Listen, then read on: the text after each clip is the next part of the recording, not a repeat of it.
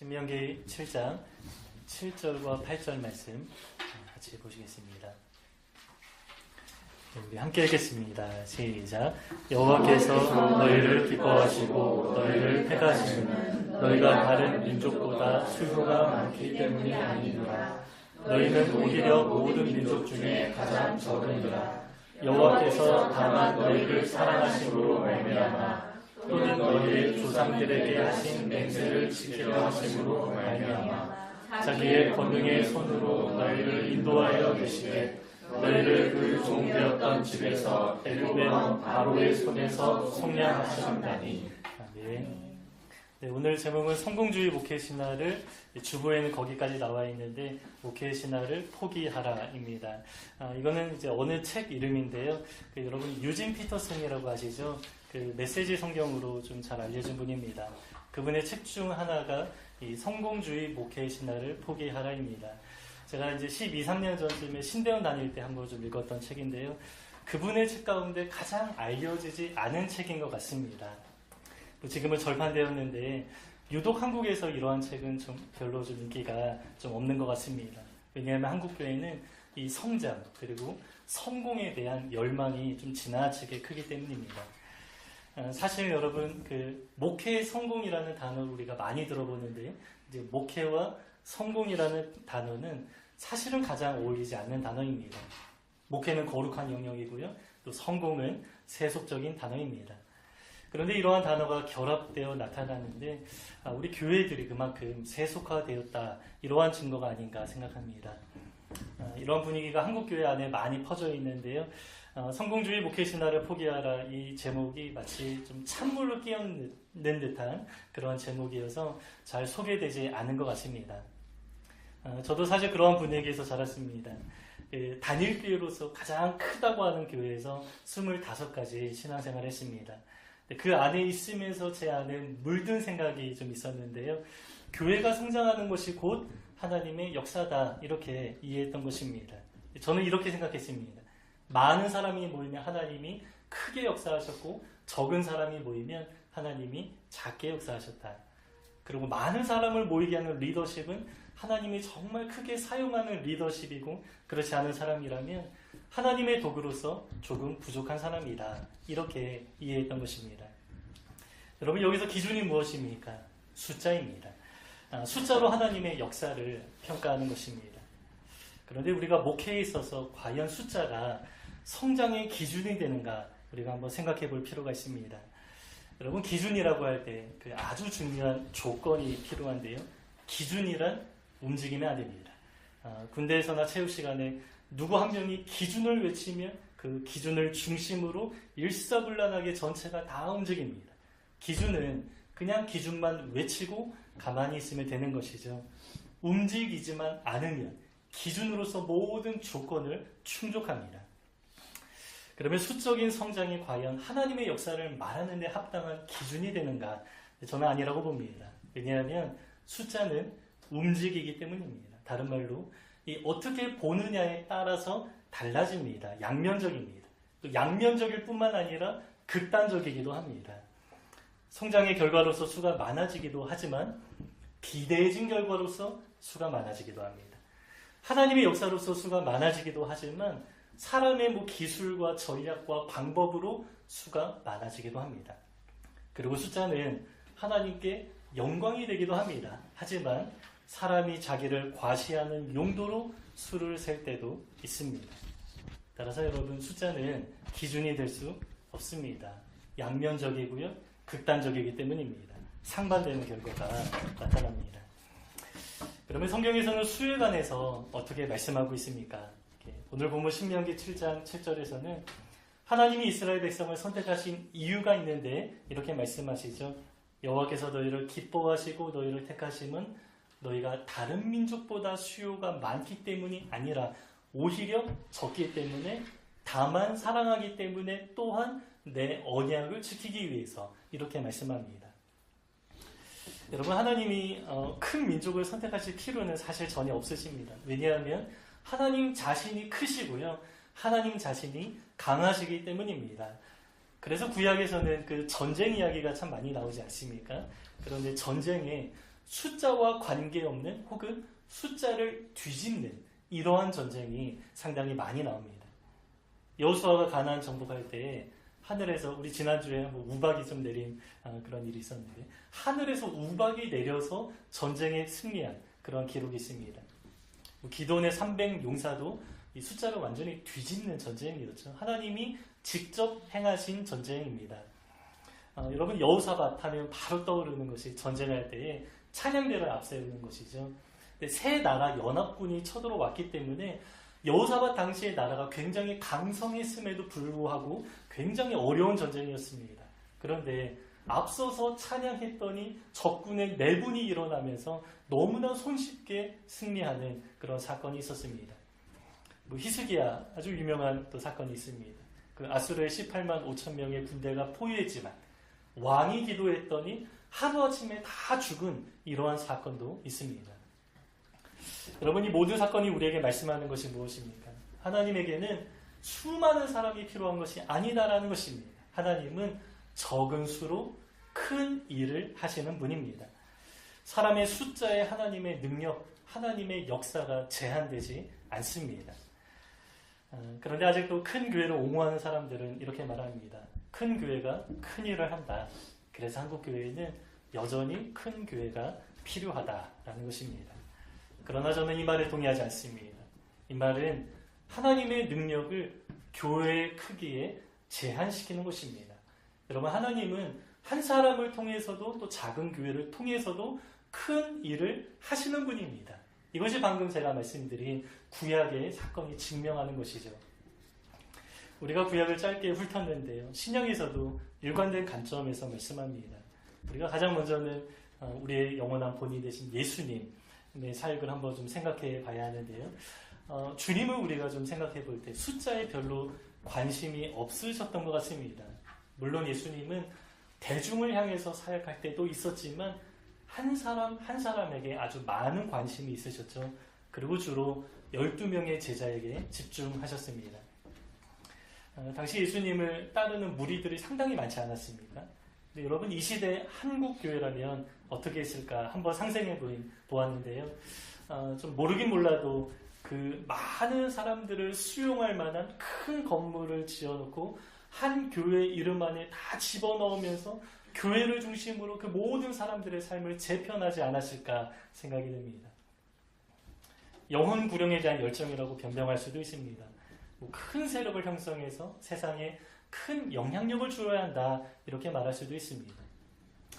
하지만 우리 사람은 이 선한 열정이라는 탈을 쓰고 마음껏 과시욕을 표현할 수도 있습니다. 그런데 여러분, 그 주님의 태도는 많이 다르시죠. 주님은 세상에서 가장 큰 일을 하신 분이십니다.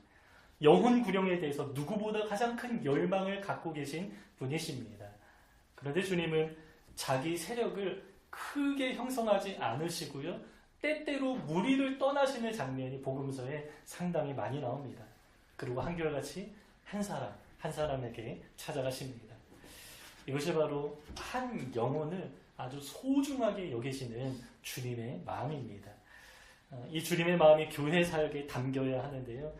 그 주님의 마음에 따라서 교회를 좀 이루려면 교회의 규모는 저는 어느 정도는 제한되어야 한다, 이렇게 생각합니다. 왜냐하면 한 영혼을 돌보는데 물리적인 한계가 있기 때문입니다. 그래서 교회는 때로 성장합니다. 자연스러운 일입니다. 하지만 성장에는 제한이 있어야 한다라고 믿습니다. 그런데 이상합니다. 처음 세상에 탄생한 예루살렘 교회는 어떤 교회입니까? 대형 교회였기 때문입니다. 베드로가 전도해서 한 번은 3,000명이 돌아왔고요. 또 한 번은 5,000명이 돌아왔습니다. 게다가 이후로도 숫자가 계속해서 늘어났다라고 성경은 기록하는데요. 적어도 한 1만 명 정도 되지 않았을까 생각합니다. 그런데 역사가들에 의하면 당시 예루살렘 성 안에 살던 사람들의 인구는 5만 명 정도라고 합니다. 그러니까 한 성읍의 20%가 예루살렘 교회라는 이름으로 묶여 있는 것입니다. 여러분, 이 정도면 너무나 큰 규모 아닙니까? 인구가 아주 많이 늘어난 이 시대 입장에서 봐도 10,000명, 굉장히 큰 교회로 생각합니다. 그래서 많은 교회가 이 예루살렘 교회가 있기 때문에 교회가 대형화되는 것에 대해서 그렇게 큰 문제의식을 갖지 않습니다. 그런데요, 저는 이 시대의 모습하고요, 예루살렘 교회의 모습은 조금 다르다고 생각합니다. 저는 대형 교회를 별로 좀 좋아하지 않는데요. 그 이유는 구조 때문에 그렇습니다. 우리 사람이 인격과 인격이 만나서 서로 교통하고 교제하면서 하나가 되는 모습이 바로 교회 안에서 이루어져야 하는데, 대형 교회들은 주로 이제 피라미드식의 어떤 조직체로 존재하면서 효율적으로 한 영혼을 돌보는 것이 아니라 관리하고 교회 규모를 성장시키는데 너무나 많은 관심과 에너지를 소비하기 때문입니다. 그런데 예루살렘 교회는 대형 교회였지만 그 구조는 달랐습니다. 생명 공동체, 또 유기체로서 존재했는데 서로 섞이면서 한 몸으로 존재했다라는 것입니다. 그런데 이렇게 큰 교회가 유기체로 존재하는 것이 쉽지 않습니다. 쉽지 않기 때문에 그만큼 아주 파격적인 모습이 나타났다라고 생각합니다. 그것이 바로 파격적인 나눔이 나타난 것입니다. 이 나눔이라는 건 저는 굉장히 중요하게 생각하는데, 제가 원래 이제 이 산돌교회라는 이름을 갖기 전에 나중에 좀 교회를 개척하면 이 나눔교회가 어떨까 이런 생각을 해본 적이 있습니다. 왜냐하면 교회가 유기체로서 존재해야 하는데 그 유기체의 특성이 무엇일까 생각하면 이 가장 중심적으로 이 나눔이 아닌가 이런 생각을 해봤기 때문입니다. 예루살렘 교회는요, 각자 자기 소유를 내어놓으면서 누구도 자기 것이라 주장하지 않았고요, 가난한 성도들에게 나누는 일들이 상당히 많았습니다. 여러분, 성도가 성도를 대하는데 어떻게 대하는 것입니까? 제가 볼 때 그 모습은 마치 가족처럼, 가족이 자기 식구를 챙기는 모습처럼 보입니다. 그래서 예루살렘 교회는 아주 큰 교회였지만 예수님 안에서 하나의 대형화된 가족, 이렇게 볼 수 있습니다. 그리고 그 교회는 그 유기체의 모습을 얼마간 유지하다가 지속되었는데요, 오래가지는 못했습니다. 하나님이 직접 예루살렘 교회를 흩으셨습니다. 사도행전 8장 1절에서는 큰 핍박이 일어나서 사도 외에는 모두가 다 흩어졌다라고 기록합니다. 이 성장과 성공을 추구하는 관점에서는 교회가 갑자기 무너진 듯한, 뭔가 실패한 것처럼 느껴집니다. 그러나 하나님이 직접 하신 일인데요, 하나님의 눈은 한 교회만 바라보는 것이 아니라 공간을 확장해서 전 세계 교회를 바라보시기 때문입니다.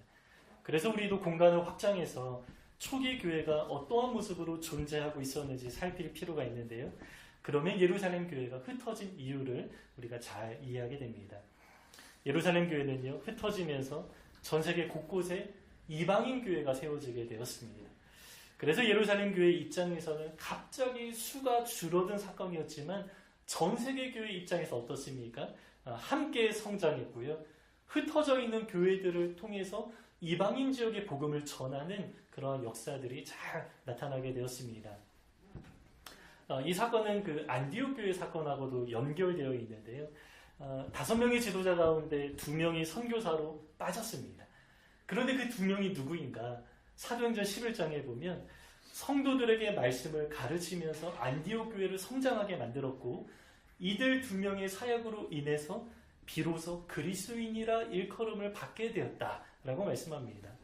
그러니까 교회에 아주 좋은 영향력을 끼쳤던 2명의 핵심 사역자입니다. 그런데 그 2명이 선교사로 파송되면 안디옥 교회가 어떻게 되겠습니까? 어느 정도 침체되고 약화되었을 것이라고 짐작하는 것은 전혀 무리가 아닙니다. 그 2 사역자의 자리를 메꾸기 위해서 다른 사역자들이 정말 열심히 헌신하고 수고했을 것입니다. 그런데 안디옥 교회는요, 이 모든 것을 감수하면서 2 사역자를 파송한 결과 어떻게 되었습니까? 하나님은 예루살렘 교회 성도들을 다 흩으셨죠? 그런데 이 2명의 사역자를 파송하면서 그 흩어진 성도들을 돌보게 하시고 그들 중심으로 교회가 세워지고 그들로 하여금 전도하는 일이 일어나게 되었습니다. 그래서 예루살렘 교회가 약화되면서 전세계 교회에 씨앗을 뿌린 셈이 되었고요, 안디옥 교회는 2 사역자를 파송하면서 그들을 먹이고 자라나게 하는 사역을 감당하게 하신 것입니다. 예루살렘 교회 입장에서는 수가 갑자기 줄었습니다. 안디옥 교회 입장에서도 2 사역자가 파송되면서 교회가 약화되었을 것입니다. 그러나 우리가 공간을 확장해야 된다라고 했는데요, 이 전세계 교회를 바라보시는 하나님의 관점에서는 이방인 교회를 세우고 자라나게 하면서 전 세계 교회가 함께 성장하게 되었던 것입니다. 그래서 우리 교회만 외치면 안 됩니다. 여러분, 하나님의 마음은 전혀 그렇지 않습니다. 전 세계 교회는 주 안에서 하나입니다. 제가 전에 한번 소개한 구절인데요. 에베소서 2장 15절에 이렇게 말씀합니다. 자기 안에서, 예수님 안에서 한 세 사람을 지어 화평하게 하시고, 그래서 우리는 어떤 의식이 있어야 되냐면 예수 그리스도 안에서 우리 모두가 한 몸이고요. 또 전 세계 교회 모든 사람들이 예수 그리스도 안에 들어가 있다. 예수님 안에서 한 몸이다. 이 의식을 가지라. 이것이 바로 교회다라고 에베소서에서 말씀하는 것입니다.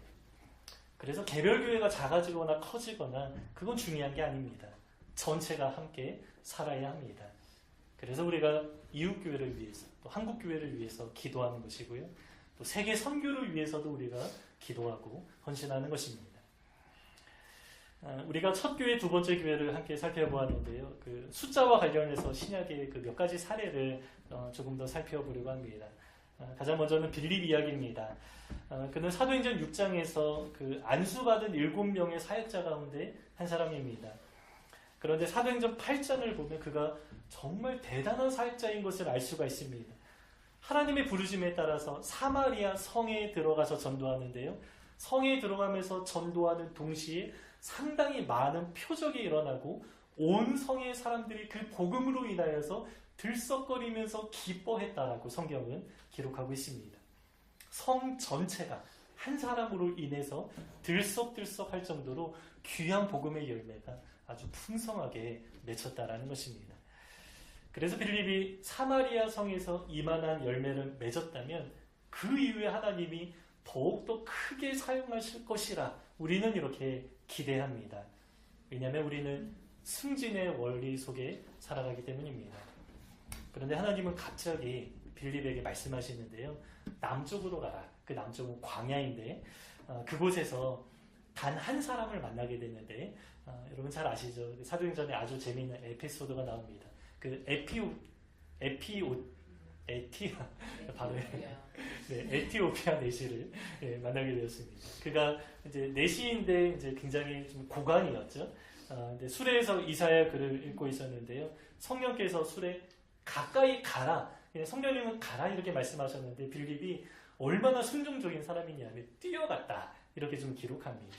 그리고 이제 그 내시에게 가서 이사야의 말씀을 풀어주면서 이제 복음을 전하고요. 또 내시가 여기 물이 있는데 내가 세례받는 것이 뭐 거리끼지 않는데 세례를 나에게 좀 달라라고 하고 세례까지 주게 되었습니다.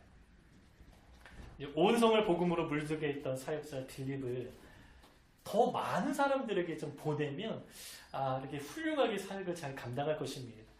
그러나 하나님은 그 많은 사람들로부터 떠나게 하시면서 어디로 가라라고 말씀하셨는데 한 사람에게 보내는 것입니다. 이 숫자의 기준으로는 잘 이해가 안 되는 그런 사건입니다. 바울도 비슷한 경험을 한 적이 있습니다. 그 2차 전도여행 때 그 아주 특별한 하나님의 인도하심이 있지 않았습니까? 이 바울이 전략적으로 그 에베소 지역 제2의 로마라고 불리는 에베소 지역에 가고자 했는데 성령께서 막으셨죠. 그리고 비두니아 위쪽으로 가려고 했는데 예수의 영이 또 허락하지 않고 막으셨다. 이렇게 말씀합니다. 2번 막으신 것이죠. 바울이 동쪽에서 왔는데 남쪽으로 가려고 했을 때 성령이 막으시고 북쪽으로 가려고 했을 때도 막으셨습니다. 그래서 갈 데가 이제 서쪽밖에 없는 것입니다. 서쪽으로 가는 중에 마게도냐 환상을 보게 됩니다. 마게도냐 사람이 손짓을 하면서 와서 우리를 도우라 이 환상을 보고 나서 이제 바울이 이제 배를 타고 이제 마게도냐는 큰 광역시고요. 그 안에 있는 빌립보 성으로 이제 들어가게 됩니다. 이러한 특별한 인도하심을 받았다면 여러분 바울 안에 어느 정도의 좀 기대감이 있지 않겠습니까? 바울은 이미 1차 전도 여행에서도 가는 곳곳마다 이 성령의 많은 역사들이 일어나기도 했습니다. 그런데 이렇게 특별한 인도하심이라면 더 크고 더 귀한 역사가 일어날 것이라고 기대할 수 있습니다. 그런데 마게도냐 빌립보 성에 들어갔더니 기대와 전혀 다릅니다. 유대인 회당조차 없었고요. 혹시 강가에 기도하는 사람이 있는가 이제 해서 갔더니 한 사람 루디아를 만나게 되었습니다. 그리고 전도하다가 감옥에 갇히게 되었죠. 지진이 일어나고 또 이제 기적적으로 풀려나는 사건이 나타납니다. 그때 간수가 자결하려고 했다가 바울이 막아서고 그에게 복음을 전합니다. 그리고 곧바로 그 간수의 윗사람이 이 사건을 덮기 위해서 바울에게 이 성을 떠나달라라고 요청합니다. 바울은 하나님의 특별한 인도하심 가운데 빌립보 성으로 들어왔습니다. 그런데 만나서 복음을 전한 사람이라곤 루디아와 간수의 가정밖에 없습니다. 그리고 결국에 쫓겨나다시피 해서 나오게 되었습니다. 우리가 바울 입장이라면 좀 이상하지 않나 좀 이렇게 여길 수도 있습니다. 왜냐하면 우리의 기대와 좀 다르기 때문이죠. 하나님이 특별하게 인도하셨다면 무슨 특별한 역사가 일어나서 수많은 사람들이 하나님 앞에 나올 것이다. 뭐 이렇게 우리는 기대하기 때문입니다. 그러나 하나님의 관점은 다릅니다. 제가 빌립과 바울의 이제 두 가지 이제 예를 말씀드렸는데요. 나중에 돌아보니까 이 두 가지 사건이 아주 귀한 사역이었음을 확인하게 됩니다. 빌립이 비록 한 사람을 만났지만 그 에티오피아 넷이라는 유력한 정치인을 통해서 그 나라에 복음이 들어가게 되었고요. 200~300년 지나면 국가적으로 복음의 꽃이 활짝 피게 됩니다. 국가적으로 이러한 역사가 일어나게 됩니다. 바울의 사역은 어떻습니까? 당시에는 단 2가정에게만 복음을 전했지만 후대 역사가 여러분 그 토인비 들어보셨나요? 그 아놀드 토인비라는 사람이 이렇게 말합니다. 마게도냐를 향하여 바울이 건너간 그 배는 유럽의 역사를 싣고 갔다. 이렇게 평가합니다. 유럽의 복음이 전해지는 첫 관문과 같은 역할을 했다라는 것입니다. 그래서 그 당시에는 우리가 잘 모릅니다. 이해가 안 되기도 합니다. 그래서 우리는 시간과 공간을 꿰뚫어 보시는 하나님 앞에 겸손하게 순종해야 합니다. 제가 예루살렘 교회와 안디옥 교회 이야기를 했는데요. 이 두 가지 사건은 이 공간을 꿰뚫어 보시는 그 하나님의 손길이 나타난 것이죠. 두 교회는 약화되었지만 전 세계 교회는 함께 성장했습니다. 그리고 빌립과 바울의 사역은 이제 시간이 흘러서 보니까 당시에는 아주 작게 보였지만 나중에는 나비 효과와 같은 그러한 일들이 나타나게 된 것입니다. 그래서 당시에는 잘 모릅니다. 우리가 단면적으로 볼 때 어느 단일 교회가 약화된 것처럼 보이기도 하고 소수에게 집중하면서 조금 비효율적인 사역처럼 보이기도 합니다. 하지만 시 공간을 뛰어넘어서 종합적으로 볼 때 가장 좋은 사역이었음을 우리는 확인하게 됩니다. 그래서 숫자와 관계없이 우리가 이제 하나님이 우리와 우리 교회 가운데 하시는 일에 유연하게 반응하면서 우리가 따라갈 필요가 있습니다.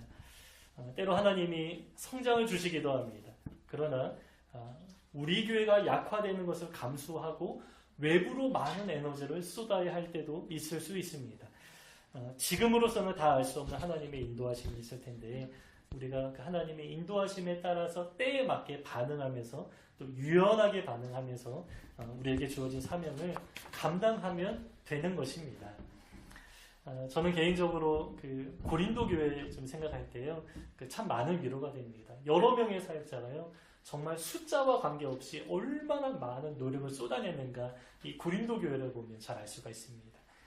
이 바울이 가는 곳곳마다 엄청난 역사가 일어났을 것이라 생각하는데 이 빌립보 교회처럼 이제 고린도 교회도 수가 많지 않았다라고 합니다.